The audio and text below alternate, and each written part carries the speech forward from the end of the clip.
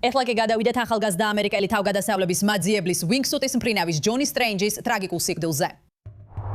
Წამოიდგინეთ როგორ ხრიალებს ქარი, როცა მთელი სისწრაფით გარბიხართ და პირდაპირ ციცაბო კლდის პირას ხდებით. 2000 ფუტის სიმაღლეზე, შვეიცარიის ალპებში. ერთ წამში მხოლოდ შორს, ძალიან შორს მდებარე ხეობის ფსკერის თავბრუდამხვევი ხედი ჩანს. შემდეგ კი მოულოდნელად ფრთიანი კოსტიუმი იბერება და თქვენ დაფრინავთ. ნამდვილად დაფრინავთ. მიწა სწრაფად გარბის თვალწინ, როცა ჰაერში 100-ზე მეტი მილის სიჩქარით მიფრინავ. შენი გული ახტაცებით სგერს. ეს არის უმაღლესი თავისუფლება, სუფთა სიხარული. მკლავებს ხრი, მკვეთრ მოსახვებს იფებ და კლდის გამონაშვერს ძლივს ჩაუფრენ. მთები გარს გეხვესის გეხვევიან და ქვემოთ ხეები ქნევენ. შენ მათ შორის ძალდაუტანებლად დაკრიხარ, წარმოუდგენლად ვიწრო სივრცეებში გადიხარ. ეს შენი სტიქია. ყველა გრძნობა გიღვივის. ადამიანური ფრენის პირველყოფილი მღელვარება მთლიანად გიფხრობს. ამ ძირფას სამებში შენ ხელშეუხებელი ხარ, შეუკავებელი, უსასრულო. შენ ფრინველი ხარ, შენ თავად ქარი ხარ. უნძიმო, უსაზღვრო, ცოცხალი. ეს შენი ოცნება, ამისთვის დაიბადე. შემოგვიერთდით, როცა გამოვიკვლევთ იდუმალ შემთხვევას და ჯონი სტრეინჯის ტრაგედიის ტრაგედებს, დეტალებს.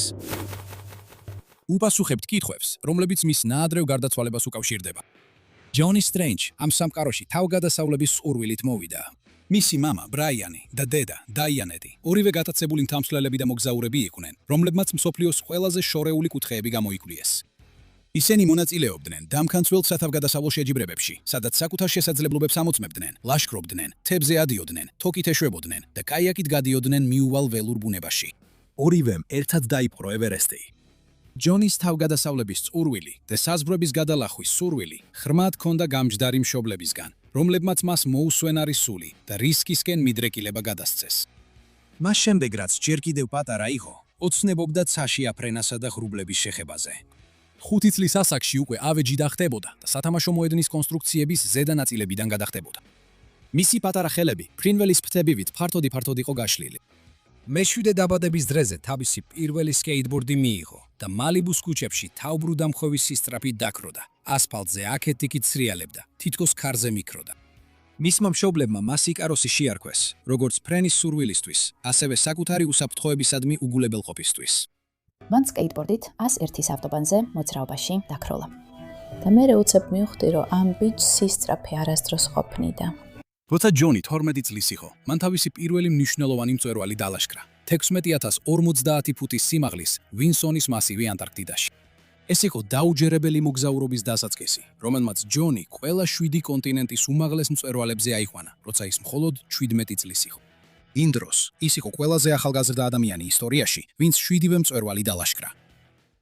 ამერიკის საუკეთესო თინეიჯერი ყოველ შემთხვევაში თუ ეს იმ სიმაღლეებით იზომება, რომელთაც მან მიაღწია. მან მსოფლიოს უმაღლესი მწვერვალებიდან 7-ზე ავიდა. 17 წლის ჯონი სტრეინჯი. მე მარტო არ ვარ, ოცნებობ იმ დღეზე. მან ექსტრემალური სპორტი იგივე ცეცხლოვანი მნებით აირჩია. ჰავაიზე 30 ფუტიან ტალღებზე სერფინგი, ბეის ჯამპინგი გრანდ კანიონში, თოლმავლით ბექფლიპები ტახოს ტბასთან, მის სახლთან ახლოს. ჯონისთვის, რაც უფრო დიდი იყო რისკი, მით უფრო დიდი იყო მღელვარებაც. ის დამოკიდებული იყო ადრენალინზე, იმაზე რომ გადაეწია იმ ზღვარს, რასაც ადამიანები ადამიანურად შესაძლებლად ფლიდნენ. ამჟამად მე ვარ ყველაზე ახალგაზრდა ადამიანი, ვინც თავგადასავლების გრანდ სლემი შეასრულა. ადიხარ ყველაზე მაღალ მთაზე ყველა კონტინენტზე. ასევე აღწევ ჩრდილოეთ და სამხრეთ პოლუსებს. მე პირველ კურსზე ჩრდილოეთ პოლუსზე ავედი. მიუხედავად იმისა, რომ ჯონი სტრეინჯი ცნობილია თავისი სარისკო ტრიუკებითა და მიღწევებით, მებით, მას ასევე ჰქონდა ძლიერი ფილანტროპონული სული და თავისი თავგადასავლები იყენებდა მისთვის მნიშვნელოვან საკითხებზე საზოგადოების ცნობიერების ასამაღლებლად. USC-ში სწავლისას მან საერთაშორისო ურთიერთობებში აიღო სპეციალობა და გახდა გენოციდის წინააღმდეგ მებრძოლი აქტივისტი მთელ მსოფლიოში. ის მწვერვალებზე, რომელთაც იფხრობდა, ფოტოებს იღებდა წარწერით „შეაჩერეთ გენოციდი“ და თავის გლობალურ თავგადასავლებს ამ მნიშვნელოვანი გზავნილის გასავრცელებლად იყენებდა. სტრეინჯი ასევე ძალიან იყო ჩართული პარკინსონის დაავადების კვლევისთვის, თანხების მოძიებასა და ცნობიერების ამაღლებაში, რადგან ეს თემა მისთვის პირადად მნიშვნელოვანი იყო ოჯახის გამოცდილების გამო. მაუნტ ევერესტის წარმატებით დაპყრობისას სტრეინჯმა თეატრალურად გაშალა ხელნაკეთი დროშა წარწერით „განკურნეთ პარკინსონი“, რათა მსოფლიოს თავისი მიზანი ეცნობებინა. ის მუდმივად სთხოვდა თავის უამრავ გულშემატკივარსა და მინდევარს, რომ პარკინსონის კვლევის დასაფინანსებლად რაც შეეძლოთ, ის შეეწირათ. მართლაც ძალიან მინდოდა Mount Everest-ზე ასვლა, როცა 12 წლის ვიყავი. და იცით, აი აქ ვარ.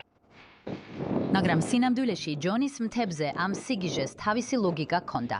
შანსი, რომ თავგადასავალი აქტივიზმად ექცია. როცა ევერესტის მწვერვალს მიაღწიე, სინამდვილეში ორი ბანერი გაკარი. რა ეწერა მათზე? ერთზე ეწერა: შეწყვიტეთ გენოციდი, ხოლო მეორეზე: განკურნეთ პარკინსონი.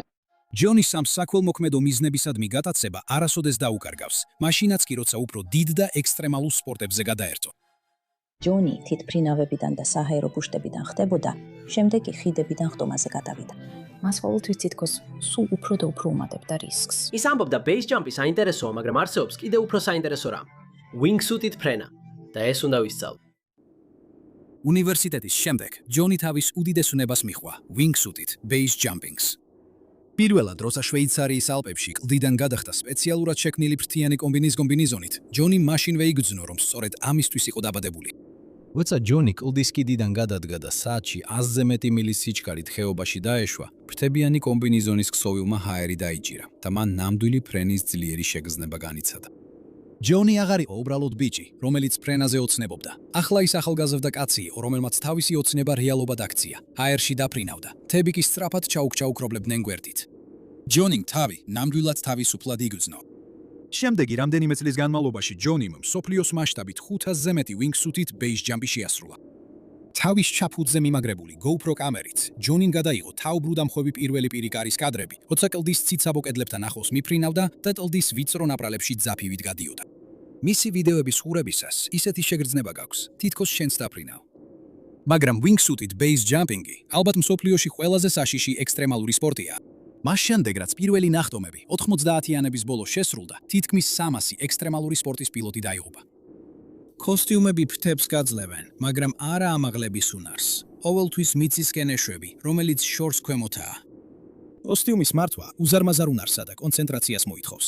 ერთი არასწორი მოძრაობა საათში 100-ზე მეტი მილის სიჩქარით და დიდი ალბათობით ნაადრევ სიკვდილს შეხდები. ჯონი თითოეულ ნახტომზე ძალიან კარგად აცნობიერებდა რისკს. მისი ოჯახი და მეგობრები ხშირად აფრთხილებდნენ მას. ეუბნებოდნენ, რომ ერთ დღეს მისი იღბალი ამოიწურებოდა. მაგრამ ჯონი მზად იყო, რომ ცხოვრება ბოლომდე ეცხოვრა. მის გატაცებას მისდევდა მიუხედავად საფრთხისა. იმ დღეს, როცა შიში შემიშლის ხელს, რომ ჩემს ოცნებებს მივყვე, უკვე მკვდარი ვიქნები, თქვა მან. ის იცავდა საუბარს თუ რამდენად საშიში იყო ეს და ცდილობდა ვიდეოები ეჩვენებინა ჩემთვის. და მე არასდროს უყურებდი მათ. შემეძლო, მაგრამ ვერ უყურებდი. 2015 წლის სექტემბრის 30 დღეს ჯონი სტრეინჯი ემზადებოდა ფრთიანი კოსტიუმით ნახტომისთვის შვეიცარიის ალპებში. ამ დღეს ამინდის პროგნოზი ძლიერი ქარების შესახებ გვაფრთხილებდა, რაც იდეალური პირობებისგან შორს იყო. მისმა ზოგიერთმა თანამხტომელმა გადაწყვიტა გაეუქმებინა დაგეგმილი ფრენები, რადგან ფრთხილობდნენ მაღალი მთის ხეობებში ბრუნავის სახიფათო ჰაერის დინებების გამო. მაგრამ ჯონი შეუპოვარი დარჩა. მიუხედავად იმისა, რომ მხოლოდ 23 წლის იყო, მას უკვე ჰქონდა შესრულებული 500-ზე მეტი წარმატებული ნახტომი. მას ჯეროდა, რომ ქარები პრობლემას არ შეუქმნიდა მისი უნარისა და გამოცდილების მქონე მხტომელისთვის. ერთ-ერთ ინტერვიუში მან ერთხელ თქვა: არაფერია იმაზე უკეთესი ვიდრე ფრენა. ეს იგია თითქოს ზებუნებრივი ძალები გქონდეს. ეს ნიშნავს სრულად ცხოვრებას.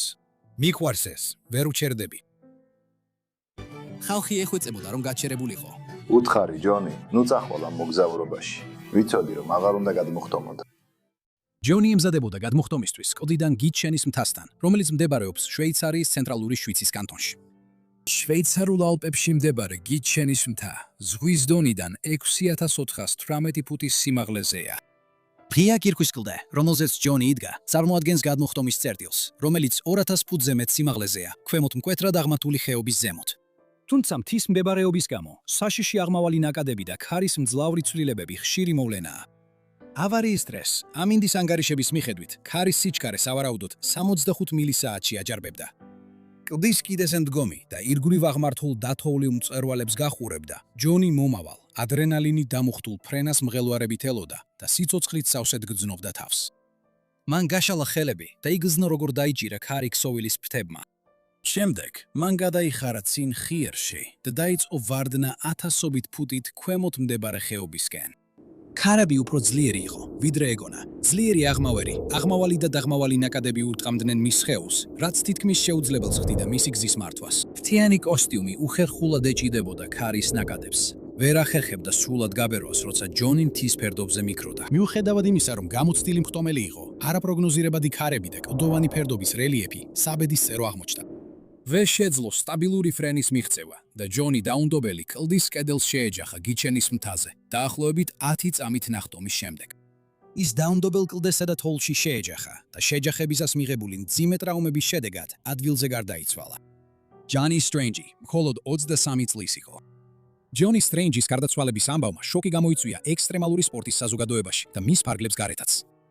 მიუხედავად იმისა, რომ ბევრს ეშინოდა, ეს დღე შეიძლებოდა დამდგარიყო. ჯონი სტრენჯის მიერ აღებული ექსტრემალური რისკების გამო. ეს მაინც გულსატკენი იყო ყველა იმ ადამიანისთვის, ვისი ცხოვრებაც მას შეცვალა. ჯონი სტრენჯის სახლთან ახლოს, ზუმას სანაპიროზე, გაიმართა ზღვაში გასვლით გამართული სამახსოვრო ცერემონია, სადაც ასობით მეგობარი, ოჯახის წევრი და თანამგზავრი ავანტიურისტი შეიკრიბა, რათა გაეზიარებინათ ისტორიები და დაემშვიდობებოდნენ ახალგაზრდა კაცს, რომელმაც 23 წელიწადში უფრო თამამად იცხოვრა, ვიდრე უმეტესობა მთელი ცხოვრების განმავლობის განმავლობაში. 80 წუთიანი დოკუმენტური ფილმი ჯონი სტრენჯი დაბადებული ფრემისთვის აქტერს მის არაჩვეულებრივ ცხოვრებასა და ტრაგიკულ სიკვდილს. მალიბუს ადგილობრივმა კინემატოგრაფისტებმა თავდაპირველად დაგეგმეს მოკლემეტრაჟიანი ფილმის გადაღება სტრენჯზე Discovery Channel-ის Elevation Weekend-ის პროგრამისთვის. მათ ჩაწერას პირველი ინტერვიუ სტრენჯთან მალიბუში, ნის საბედისწერო მოგზაურობაში გამგზავრებამდე ცოტა ხნით ადრე შვეიცარიის ალპებში.